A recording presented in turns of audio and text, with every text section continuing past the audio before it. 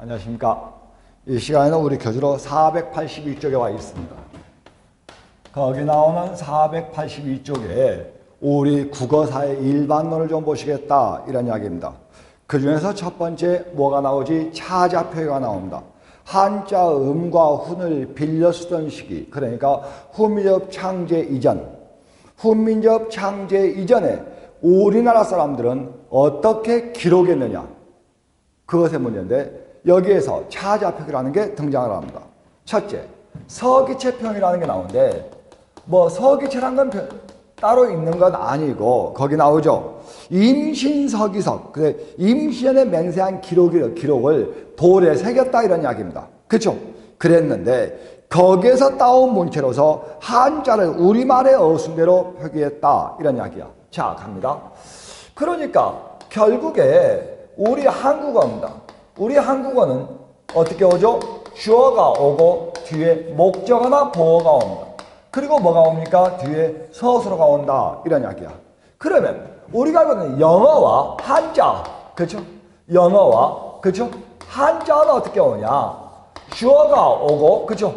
위에서 뒤에 뭐가 오죠? 서술어가 오고 뒤에 보어가 목적어가 따라붙는 꼴이다 이런 이야기입니다. 그렇죠? 맞죠? 그랬을 때 한자나 영어는 이러한 어순을 가져오는데 한자로 기록하면 중국의 어순대로 쓰는 것이 아니라 우리의 어순에 맞게 이렇게 써버렸다 이런 이야기입니다. 됐습니까? 갑니다. 자, 밑에 읽어볼게요. 임신년 6월 16일 이인병석이 두 사람이 나란히 서서 맹세했다. 천전서 어디에? 하늘 앞에 맹세했다. 자, 3년 이후, 지금으로부터 3년 이후까지 충도집지 과실, 충도를 집지하지 못한다면, 그렇죠? 집지하여 과실부서, 과실이 없기를 맹세한다. 약차사실, 만일 이를 어긴다면은 천대죄 득서, 하늘에 큰 죄를 짓는 것이라 맹세한다 그랬어요. 자, 그러면은 갑니다. 임신년 6월 16일 이인병석이 두 사람이 나란히 써서 기록한다 그랬어요. 그런데 천전서를 한번 보자. 거기에 보니까 하늘천자가 나오고 앞전자가 나왔어요. 그렇죠? 그 다음에 뭐가 나왔어? 서자가 나왔다 이거야. 그런데 여러분이 가만히 보고 있으면은 천전, 하늘 앞에 해가지고 우리 국어는 이게 뭐죠? 부사야. 이게 뭐죠? 서술어가 된다 이런 이야기입니다. 그래서 하늘 앞에 맹세한다 이거야. 그러나 이걸 원래의 한문의 문체의 순서 이렇게 쓴다면 어떻게 쓰냐? 이렇게 씁니다. 서, 그렇죠? 어조서자를 넣어줘야 돼요. 그리고 전 이렇게 써야 됩니다. 그래가지고 여기 나오는 이것을 문장성무상 서술로 놓고 이 뒤에 있는 이것을 문장성무상 뭘로 넣느냐? 보어로 놓습니다. 그죠?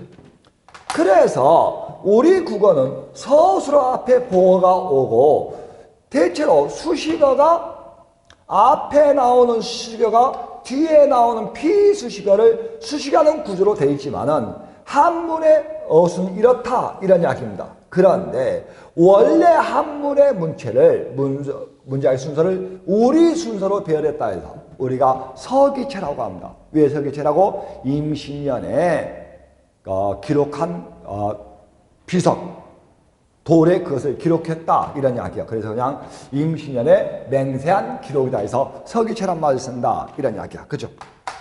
다음 두 번째 이번에는 차자표기인데 편의상 이렇게 가보자.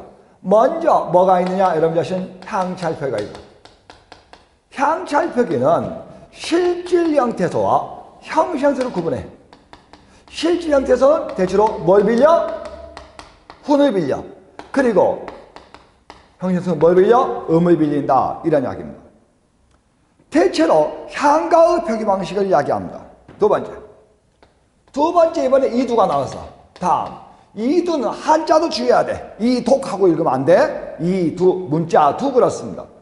이두는 여러분 자신 조사, 부사, 어미 등에서 음차 또는 훈차했다. 음차거나 훈차했다. 그 다음 이어서 구결인데 이때 구결은 한문의 원문은 유지해요. 원문 뒤에 붙는 토를 가지고 한다. 이때 토란 조사나 어미를 가지고 이야기를 합니다. 그죠? 그랬을 때 이것들을 통칭 우리가 이두하고 이름을 붙이기도 해. 그랬을 때 자, 우리 교재 483쪽입니다. 한자 음과 훈을 빌렸을 때 우리말을 표기하던 신라시대의 향가의 표기법이다. 실질 형태선 훈, 그렇죠? 형태선 이걸 쓰는 게 일반적이었다는 이야기입니다. 그러나 이것들이 엄격 적용된 건 아니야. 자, 그 옆에 탐구학습 봅시다. 다음에 음독자의 표시다. 다음은 했을 때 위에 모점, 한자 위에 점이 찍혀 있는 거야. 간다. 선화공주님은 남그서지 얼어두고 막둥방을 밤에 뭘 안고 간다? 이하생략이야. 이 상태에서 여기 나오는 은 있죠? 여기 나오는 지 있죠? 여기 어 있죠? 여기에 고 있단 말이야. 이런 것들이 전부 다 여러분들을 잘 아시는 뭐죠? 형시행태소야. 왜? 조사, 어미니까. 그러니까 이건 음차한다 이런 이야기입니다. 예를 들어서 여기에 지금 뭐가 있어? 옛꼬자가 있지만은 여기 나오는 옛꼬자는 뭘 읽어? 여기 나오는 고를 읽는다 이런 이야기야. 그죠? 여기에 지금 뭐가 있어? 다만지자가 있어. 무슨 자요? 다만지. 그래. 그래도 여기 나오는 훈과는 전혀 관계없이 이렇게 읽어. 당연히 스물은이죠. 스물은이죠. 그러므로 뭐라고 읽어? 음을 읽는다 이런 이야기. 그죠? 지금 그렇게 나와주고 있어요. 그죠? 지금 그렇게 나와주고 있어. 그런데 여기 나오는 이것 보자. 여기 나오는 이게 있는데 이건 뭔지 알아요? 남타자죠. 남타자죠. 의미가 있는 말이야. 남을 읽어주라. 여기 나오는 이거 있지. 여러분이 뭔지 알아요? 둘치자야. 그러므로 이거는 두사라고 읽는다 이런 이야기입니다. 선화공주는 고유명사이기 때문에 손대면 안 돼. 그죠? 이래. 그러면은 문제가 하나 있다. 왜냐하면 여기 나오는 님주자 같은 경우는 원래 님주 그래야 되거든. 그랬는데 여러분들 잘 아시는 대로 그러면 전미사죠. 그러므로 이걸 읽어야 맞거든. 그런데 이번에는 이걸 읽었네. 그래서 아마 선화공주님까지를 아마 하나로 본 것 같아. 하나 단어로 보지 않느냐. 그죠? 이렇게 봅니다. 그래서 이렇게 읽는 게 원칙이었다. 그죠? 그러나 이두라고 하는 것은 한자 원문 나오되 조사, 부사, 어미 등에서 음차 또는 훈차한다라야 한다. 거기 보면은 필우, 그죠?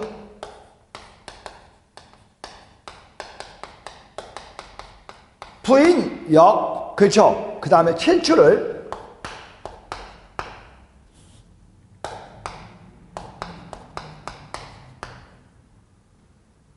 자, 여기까지 씁시다. 이때 여기 나오는 필우는 비록이에요. 그래서 음을 빌려서 비록하고 음을 빌려 썼다 이런 이야기야. 그 다음 여기 나오는 이것은 세을자죠. 세을자인데 여러분이 보신 대로 뭘 빌려 썼지? 음을 빌려 썼다 이런 이야기야. 그렇죠? 그런데 거기 보시면은 이렇게 나오지.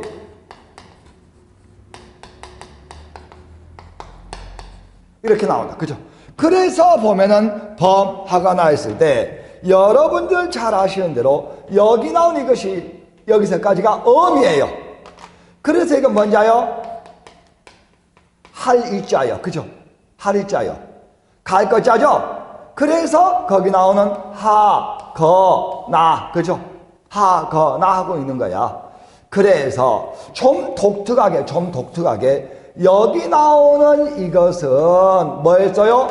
훈차하고 이건 음차했네. 그쵸? 그래야만이 할 이에서 하, 갈 거에서 거. 그죠?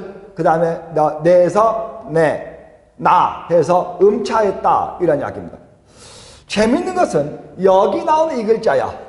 이 글자를 어떻게 읽었을까? 아마도 여기 나오는 이 글자와 같은 글자로 보지 않았을까? 왜냐하면 이것은 우리가 또 여기 나오는 것은 또 역 그러지만은 이건 뭐라 하지? 바꿀 역. 그 다음에 뭐죠? 쉬울 이 하고 있기 때문에 아마도 이걸 생각했을 것이다. 쉬울 이라고 했을 것이다. 그래서 비록 부인이 칠거지하게 칠거지하게 죄를 범해서 쫓겨나요. 칠출을 범하거늘 이렇게 한다. 그래서 한자의 원문은 그대로 나오되 부사나 조사나 어미 등에서 붙여 쓴 것이다. 이런 이야기입니다. 됐습니까? 다음 이번에는 말입니다. 여기 나온 구결이야. 여기에 구결이 있는데 이 구결을 어떻게 하냐? 여러분들 잘 아시는 대로 여러분 자신대로 제가 시 한 편을 써볼래. 여수장 우중문 시야. 신책 뭐죠? 구천문 묘산궁지리 전승공기고 지조구원은지 이래 썼어요. 그냥 한글로 써버렸습니다. 이게 한시야. 신책 구천문하고 그대의 신기한 책략은 하늘의 이치를 다했고 그대의 묘한 책략은 땅의 이치를 다했도다. 싸움에 이겨서 그 공이 이미 높으니 만족함을 알고 물러나기를 바라노라 그랬어. 그래서 신책 구천문 묘상궁길이 전승공기고 지조구원은지 하니까 해석이 잘 안 되지. 그러니까 여러분 자신대로 암송이 잘 안 돼. 신책 구천문하고 그렇죠? 묘산궁길이 하니 전승기고 하여 지조구원은지 하라. 이래가야 이때 한문의 원문은 그대로 유지를 해요. 그 상태에서 뒤에 암송을 위해서 붙이는 토 이걸 가지고 이야기한다는 거예요. 그래서 만약에 이렇게 쓰고 이렇게 쓰면은 뭐가 됩니까? 여러분은 하, 고 하고 있는 거야. 그쵸? 이런 걸 구결이라고 합니다. 됐습니까? 그래서 향찰 이두 구결을 통상 차자평이라고 한다. 한자 음과 훈을 빌려준 차자평이라고 한다. 이런 이야기입니다. 됐습니까? 대체로 여기 있는 뭐죠? 향찰이 향가의 표기에 쓰인 걸로 그렇게 알고 있어요. 여기 나오는 구결은 언제야? 여러분들 잘 아신 대로 조선 초부터 시작해서 어디까지? 갑오격까지, 갑오격의 공문서 또는 노비문서까지 두루두루 사용되었다고 이렇게 이야기를 합니다. 그렇죠? 대체로 이도 또한 19세기 말까지 두루두루 널리 사용되었어요. 됐습니까? 향찰, 이두, 구결 그리고 서기체에 대한 설명했습니다. 됐습니까? 다 이어서 그 다음 페이지로 와보자. 우리 교재에 뭐가 있죠? 거기 나오는 고전 문법에 한번 가보자. 이런 이야기입니다. 484쪽에 왔어요. 이번에는 거기 484쪽에 왔더니 뭐가 나와주고 있느냐? 이번에는 훈민정음의 제자 원리가 나옵니다. 자, 그리했을 때 먼저 거기에 보니까 이렇게 나왔죠? 초성이 나오는데 저도 한번 써볼게요. 1 해가지고 뭐야? 초성이야. 그런데 우리가 초성이라고 이야기를 하지만 이건 우리 식으로 얘기하는 뭐지? 자음체계를 가지고 이야기하는 거야. 그래서 이건 발음기관을 형상했다. 즉 발음기관을 모방했다. 이런 이야기입니다. 그래서 기본자, 이체자 이렇게 나오네. 제가 거기 나오는 표를 한번 그려보겠습니다. 그렇죠? 자, 갑니다. 자, 여러분들은 그 표를 그리실 필요가 없지. 여러분들은 저처럼 이렇게 그리실 필요가 없어. 왜냐하면 우리 교재에 모두 그려져 있거든. 자,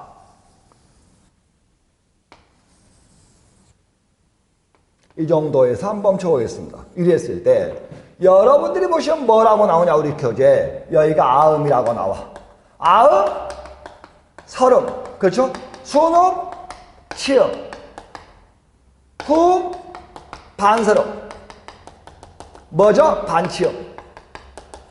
이러는 거야. 이랬을 때 여기서 요 위에서 이렇게 내려오는 것 됐습니까? 이렇게 내려오는 것을 뭐죠? 여러분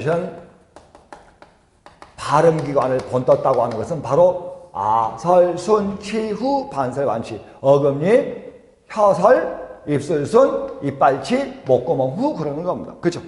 그 상태에서 내릴랍니다.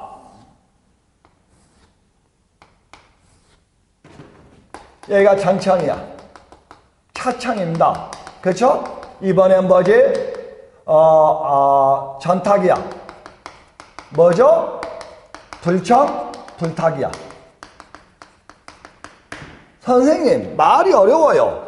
우리가 전청이란 예사 소리를 가지고 이야기하고, 이건 거센 소리를 가지고 이야기하며, 이건 된 소리를 가지고 이야기하고, 현대 국어에서 울림 소리를 가지고 이야기하는 겁니다. 현대 국어에서 울림 소리를 가지고 이야기를 한다. 이런 이야기야.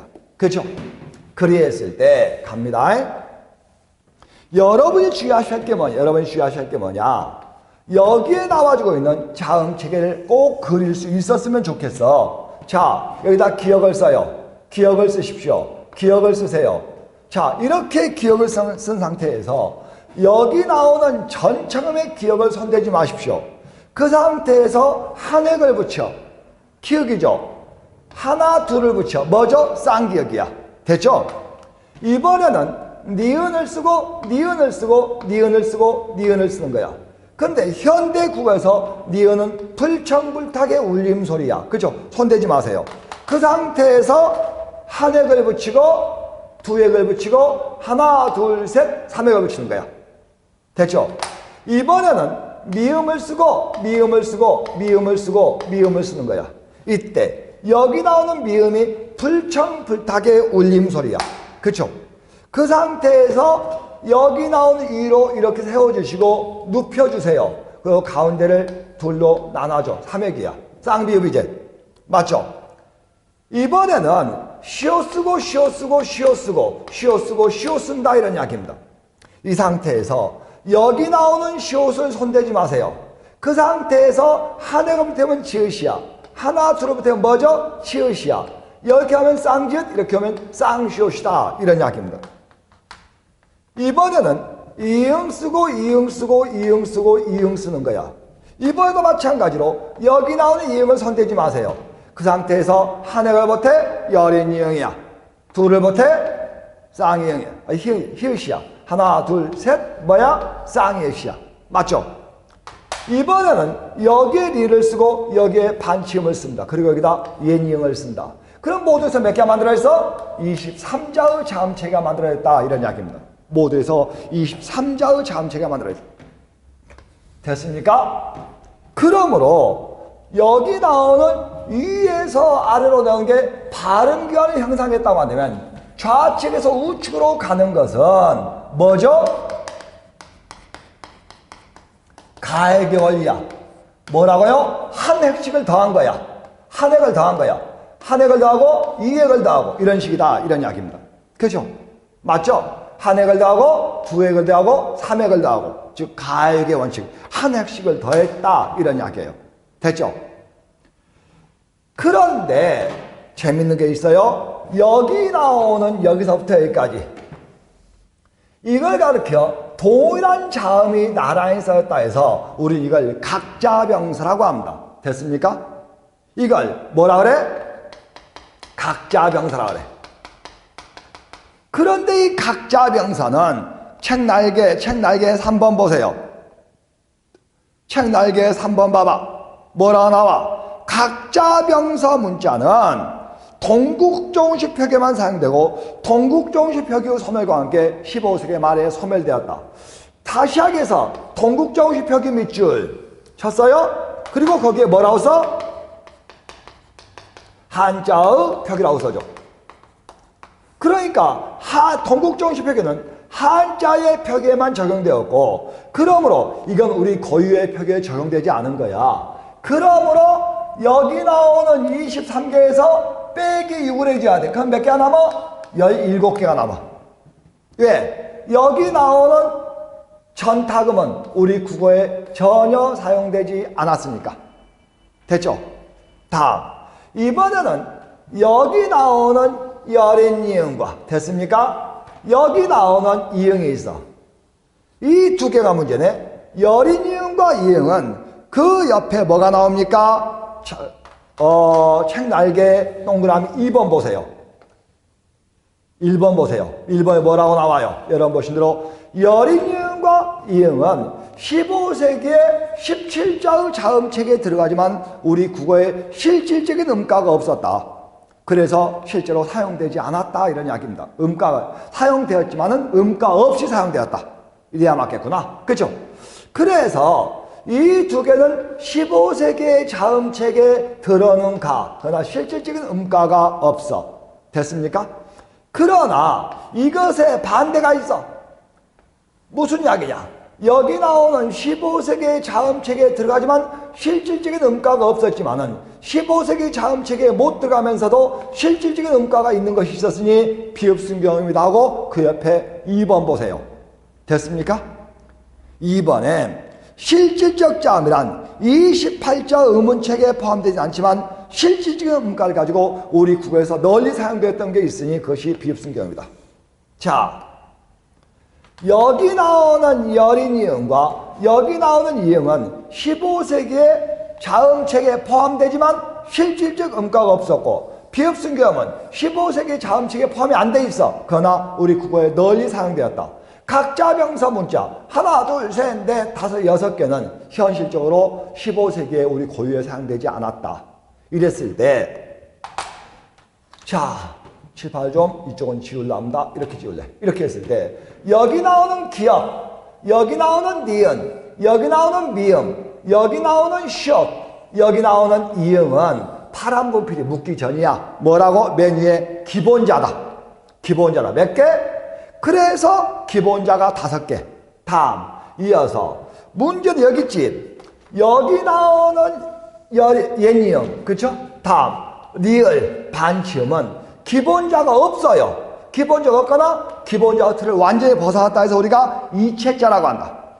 우리가 다를 이자를 써가지고 이체자라고 한다 이러냐 합니다. 여기 나오는 자음체계 자체에 포함은 돼 있지만은 실제로 기본자와 완전히 모양이 달라. 또는 기본자가 없어. 됐죠? 자, 그래서 이체자가 몇 자? 여러분 잘 아시는 3자였다. 다음 마지막이야. 이번에는 하나, 둘, 셋, 넷, 다섯, 여섯, 일곱, 여덟, 아홉을 우리가 뭐라 그래? 가획자라고 한다. 하늘씩을 더 붙인 글자다. 그래서 17자 안에 기본자가 3자, 그렇죠? 이어서 기본자가 5자, 이체자가 3자, 그렇죠? 그 다음에 가획자가 9자 해서 모두 몇 자? 17자가 된다. 이런 이야기입니다. 그죠? 됐습니까? 기본자가 하나, 둘, 셋, 넷, 다섯. 이체자가 하나, 둘, 셋. 이쪽은 가획자. 됐죠? 이렇게 보시면 틀림이 없다. 이런 이야기입니다. 됐죠? 다음 두 번째. 이번에는 뭐죠? 중성이야. 이번 중성인데 중성은 여기 나오는 초성 즉 자음이 뭐였죠? 여러분들 잘 아시는 발음견을 형성했다고 했을 때 이렇게 한번 써보자. 우리 교재에 있는 표를 또 한번 그대로 그려보는 거야. 그대로 그렸을 때 아마 이런 식의 모양이 생긴다. 이런 이야기입니다. 됐습니까? 이렇게 했을 때 여러분 보신 대로 여기는 뭐야? 단모음이야. 여기는 뭐야? 복모음이야. 그리고 이건 기본자, 초출자, 제출자. 기본자, 초출자, 제출자 그런다. 이런 이야기입니다. 그랬을 때 이렇게 나눠보면은 여기는 양상모음 됐습니까? 여기는 음성모음, 여기는 뭐죠? 중상모음이다. 양성, 음성, 중성 그런다. 자, 아, 이, 오, 아, 우, 요, 야, 유, 여 이렇습니다. 이리 했을 때 이걸 뭐라 그래? 하늘이라 그러고 이걸 뭐라 그래? 땅이라 그러고 이걸 뭐라 그래? 사람이라고 한다. 그래서 천진삼기를 모방하여 이번에 뭐죠? 음양오행설에 의해서 배열했다 이런 이야기입니다. 그죠? 그런가 하면 여기서 위에서 아래로 내려오면서 이번에는 아에다가 하늘에 붙여붙이는 가액의 원리가 개입되었다. 됐습니까? 그래서 아, 으, 이, 오, 아, 우, 어, 요, 야, 유여. 아, 으, 이, 오, 아, 우, 어, 요, 야, 유여. 됐습니까? 이렇게 오는 걸 가지고 말한다. 이런 이야기입니다. 됐습니까? 아, 으, 이, 오, 아, 우, 어, 요, 야, 유여. 이렇게 오는 걸 가지고 이야기해요. 됐죠? 됐습니까? 자, 그러면은 이번엔 몇 개냐? 뭐, 자, 몇 개? 11개야. 그러면 여기 나오는 17개와 여기 나오는 11개를 합치면 몇 개? 28개의 자음모음이 만들어집니다. 그래서 세종은 뭐라 했습니까? 28자를 맹가하노니 28자의 자모음 체계란 바로 이걸 가지고 이야기를 하는 겁니다. 그래서 가끔 시험 문제에 다음 중 28자의 자모음 체계에 들지 않는 것은 28자의 자모음 체계에 포함되지 않는 것은 또는 28자의 자모음체로 드는 걸로만 묶인 것은 이런 문제가 있어. 됐습니까? 다. 그러면은 우리가 김 했을 때 초성, 중성, 종성이고 국 했을 때 초성, 중성, 종성인데 세종은 초성과 중성, 초성과 중성 만들고 왜 종성을 만들지 않았는가? 그렇죠? 그 이야기는 제가 이렇게 쓰랍니다. 여기 나오는 종성은 따로 만들지 않냐고. 그 뭐죠? 우리가 알고 있는 종성은 초성을 재사용한다고 했어요. 다시 하겠어. 여기 나오는 자음을 그대로 받침에 쓸 수 있다 그랬어요. 그래서 여기 나오는 이런 식 글자에서 이 키읔은 초성에도 올 수 있고 종성에도 올 수 있는 거야. 함께 쓸 수 있다. 이런 이야기입니다. 뭔지 아시겠죠? 그래서 조금 이따 다시 말씀을 드리겠습니다만은 이건 종이야. 이건 뭐야? 이건 성이야. 그죠? 그 다음 여기 나오는 이 글자가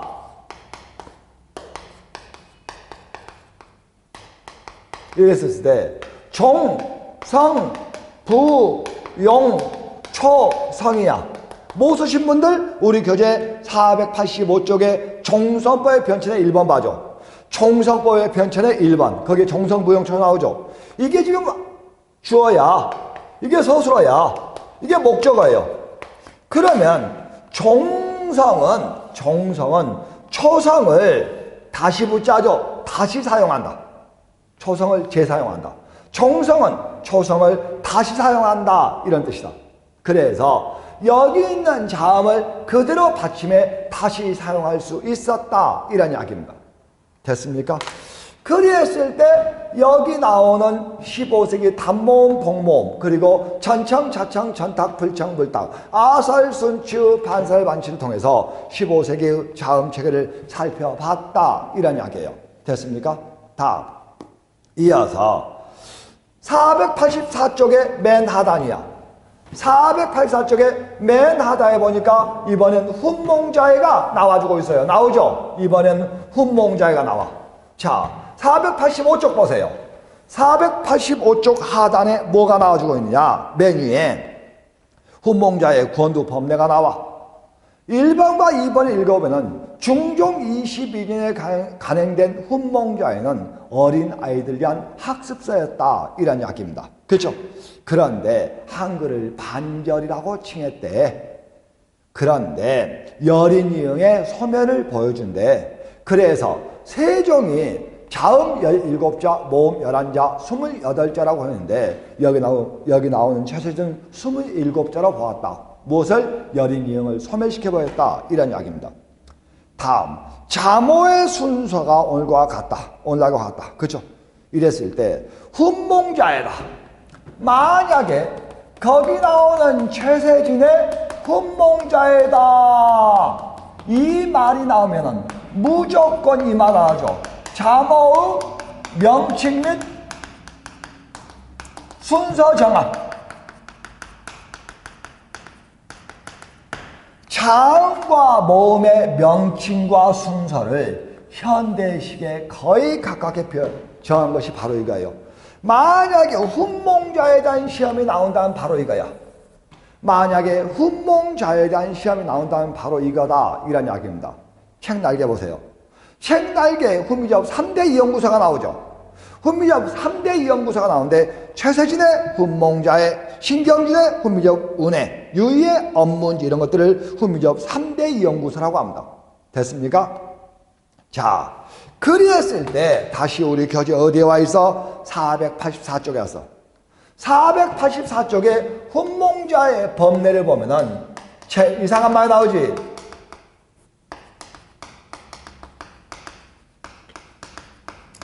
초종성 통용팔자란 말이 나오고 초성 독용팔자란 말이 나온다. 이런 이야기입니다.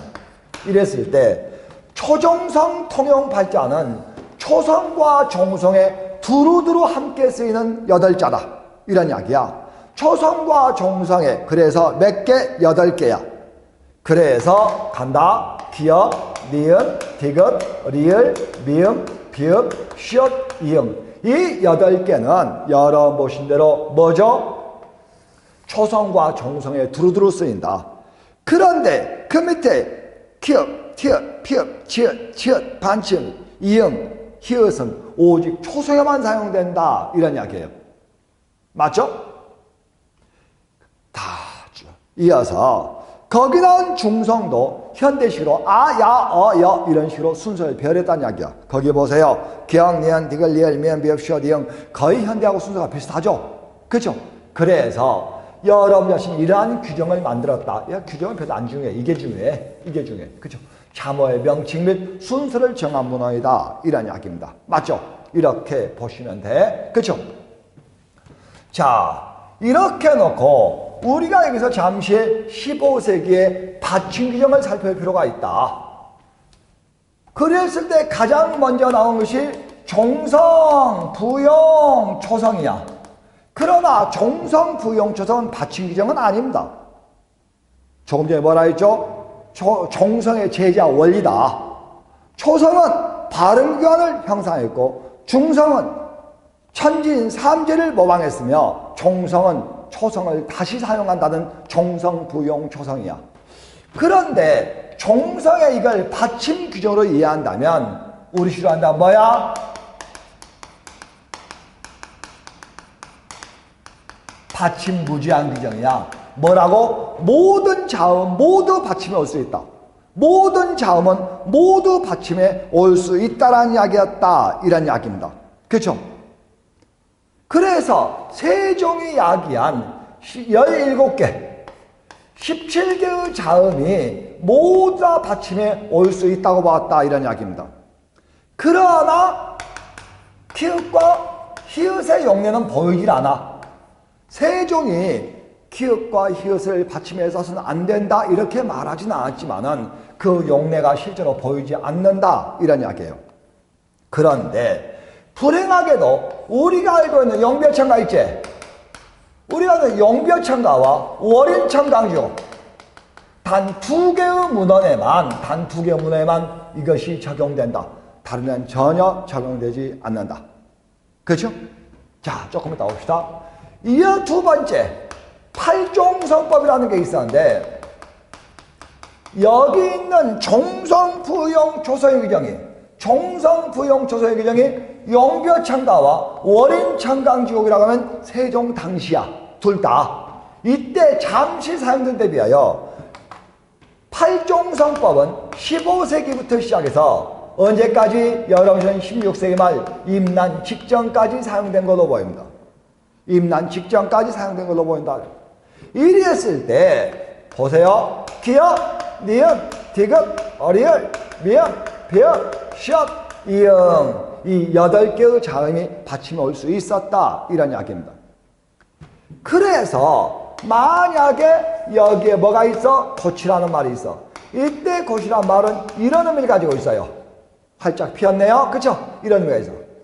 이리 했을 때 여기에 받침이 지읒이 온다고 하는 것은 여기에 지금 뭐죠? 지읒이 없죠? 그러니까 이건 종성, 부용, 조성이야. 거꾸로 여기에 지읒이 쓰였다는 이야기는 이것이 용벼천가 아니면 월인천강지구에서 나오는 말이다. 월인천강지구가 아니면 용벼천가에서 나오는 말이다. 이렇게 볼 수 있다. 이런 이야기예요. 그러다가 15세기 세종이 죽고 세조 때 와서 어떻게 쓰냐? 이렇게 쓴다. 고시라고 쓴다. 그래서 여기 나오는 뭐죠? 지읒이 시옷으로 이렇게 변해온다. 이런 이야기야. 어떻게? 종성, 부용, 조성이 뭘로? 팔종성법으로 이동해왔다. 이런 이야기예요. 맞죠? 됐습니까? 우리 교재에 있는 예를 하나 더 써본다면은 여기에 뭐가 이건 놔둡시다. 조금 이따 한번 씁시다. 이거 세 번째. 이어 세 번째 뭐가 나왔어? 칠종성법이 나왔네. 이때 칠종성법은 대체로 17세기 이후에 등장해서 언제까지? 1933년 한글 맞춤법 통일안이 나오기 전까지 쓰인 걸로 본다. 그런데 갑니다. 기역, 니은, 리을, 미음, 비음, 시옷, 이응이야. 이 7개의 자음인데 보세요. 여기에 있는 기역, 니은, 리을, 미음, 비읍, 시옷, 이응에서 여기에 있던 디귿이 없네. 그죠? 디귿이 없죠? 그리고 이응의 글자 모양이 변했네. 다음 여기 나온 디귿 대신에 뭐가? 여기 나온 시옷이 그걸 대표한다. 이런 이야기입니다. 자, 15세기 어떤 말이 있어요? 이런 말이 있었어요. 이건 무슨 뜻이야? 이런 뜻이야. 벗 이런 뜻이야. 친구. 그런데 실제로 임난 이후에 이런 식의 표기가 등장을 한다. 이런 이야기야. 이 이야기는 여기 나온 디귿이 시옷으로 변했다는 것이고 팔종성법에서 칠종성법으로 다시 받침 규정이 변화되어 왔음을 이야기한다. 이런 이야기예요. 팔종성법에서 칠종성법으로 다시 변해왔음을 이야기한다. 이런 이야기야. 그러면 다시 15세기에 뭐가 있었냐? 여기에 이런 게 있어. 밭이라는 말이 있었다. 이런 이야기입니다. 여러분 잘 아시는 이러한 밭이야. 그랬을 때 만약에 이것이 이렇게 쓰고 이렇게 온다면 여러분 잘 아시는 티읕이 뭘로? 디귿으로 종성, 부용, 조성에서 팔종성으로 다시 칠종성법으로 왔다. 이런 이야기예요. 여기엔 디귿이 없으니까 디귿 대신 뭘로? 시옷으로 팔종성법에 칠종성법으로 변해왔다. 이렇게 보시면 틀림이 없다. 이런 이야기야. 맞죠? 현대 국어는 말입니다. 우리 교재는 없지만은 이미 현대 국어는 뭐죠? 표기법에 있어서 뭘 쓰지? 종성, 부용, 초성을 써요. 뭐라고? 모든 자음 모두 받침을 올 수 있어. 그렇죠? 하물며 여러분 자신 세종 당시에는 아예 쓰임이 등장하지도 않는 히읗이 등장을 해. 모든 자음이 모두 받침을 올 수가 있어요. 그러나 표준 발음법상 뭘 쓰죠? 칠종성법을 쓰죠. 그런데 기역, 니은, 디귿, 리을, 미음, 비읍, 이응이야. 다시 여기에 있던 시옷이 없어졌지? 시옷 대신에 뭐가 왔죠? 디귿이 왔어요. 그러나 이걸 우리가 뭐라 했죠? 끝소리 규칙의 대표음이다. 이렇게 말씀드렸습니다. 끝소리 규칙의 대표음이다. 이렇게 말씀을 드렸다. 이런 이야기가 맞죠? 맞습니까? 보세요. 자, 종성, 부용, 조성을 팔종성에서 칠종성으로 변해왔다. 이런 이야기입니다. 종성, 부용, 조성은 세종 당시에 썼던 규정으로서 용벼천가, 월인천가 단 2개만 적용이 된다. 다른 용면 전혀 보이지 않는다. 모든 자음은 모두 받침에 쓸 수 있다는 규정이었다. 됐습니까? 그러나 용벼천가, 월인천강조 단 2개만 적용이 되었으며 여기 나오는 팔종성법은 15세기부터 16세기 말까지 적용되었다. 그런데 기역, 니은, 디귿, 리을, 미음, 비읍, 시옷, 이응의 꼭지가 달려있어요. 이응입니다. 이 8개의 자음이 대표하는 경우다. 그러다가 대체로 17세기부터 언제까지? 1933년까지야. 그러니까 우리 식으로 이야기한다면 현대 한글 맞춤법 통일안이 나오기 직전이야. 현대국어 출발점이 33년이죠. 그 이전이야. 그 이전까지는 실종성을 썼는데 여기에 나오는 디귿이 없어지고 디귿 자리에 뭘? 시옷을 표기했다 이런 이야기야. 바로 이런 경우다 이런 이야기입니다. 그러다가 1933년 이후에 바로 뭐가 되죠? 현대국어는 표기법상 종성부용조성, 즉 모든 자음이 모두 받침에 올 수 있다는 종성부용조성, 즉 500년 동안 잠자고 있었던 규정을 되살린 거죠. 그리고 칠종성법을 해서 기역, 니은, 디귿, 리을, 미음, 비읍, 이응 이 7개의 자음을 썼다 이런 이야기입니다. 어떻게? 이걸 우리가 끝소리 규칙 또는 대표, 끝소리 규칙의 대표음이라고 이렇게 말씀을 드렸어요. 그래서 영변천과 월인천과 적용된 것 이렇게 해서 살펴봐 주십시오. 자, 이 시간에 하는 것 중에서 15세기의 자음 체계와 모음 체계를 외우는 게 굉장히 중요해요. 전청, 차청, 전탁, 불청, 불탁, 설, 순, 시, 후, 반설, 반치. 그렇죠? 다음.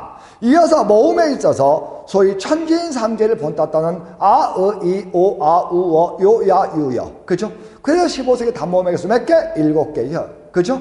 다음. 이어서 복모의 개수 몇 개? 4개. 합이 몇 개? 11개. 그렇죠?